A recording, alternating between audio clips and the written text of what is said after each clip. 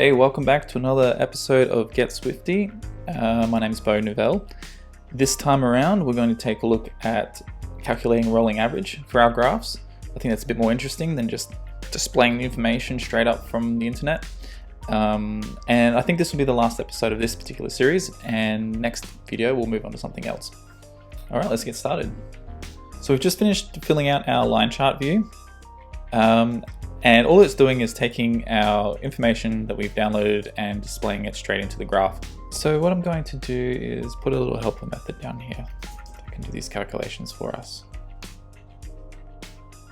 Okay, so the first thing we need to do in here is grab a list of active cases. So while index plus 14, because that's the number of days we got, is less than active cases, we will grab a chunk. And this will start at index and be 14 in length. And we need to set this to an array. And we need to get the average of this chunk. So we'll start with the sum. And then to get the average, it'll be 14 in this case. Let's throw it into an array. Now I want to make sure we get decimal values here so it's a bit more accurate. And then we'll increment index. There we go. And at the end here, what I want to do is return just a prefix, just the first couple of values. And of course, this needs to be wrapped in an array as well. And of course, we need to use our new function up here. Let's run through this.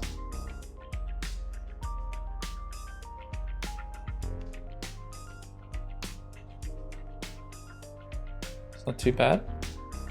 So what we'll do is we'll clean up this function so we can reuse it, and instead of passing the live stats, we'll just pass in the integer there. There we go. Rename that to stats. Let's change this to rolling average, and we'll replace these values in here. And what we'll do is we'll pass in stats, confirm, just copy this.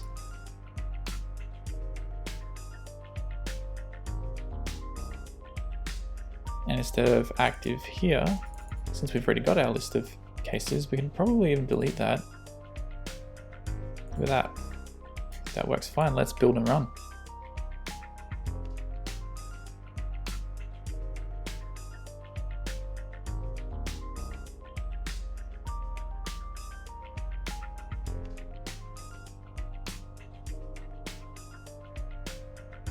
I think I may have these graphs reversed.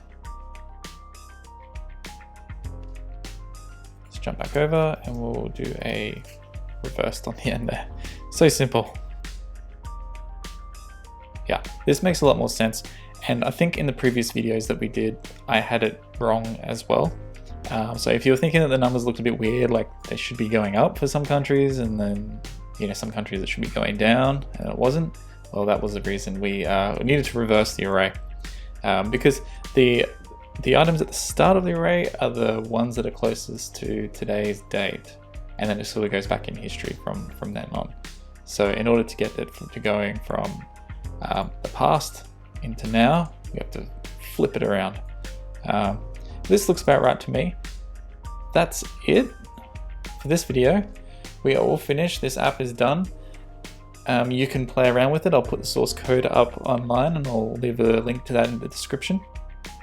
So I just wanted to say thank you for following along with these videos. I'm going to be making plenty more, providing people have enjoyed them.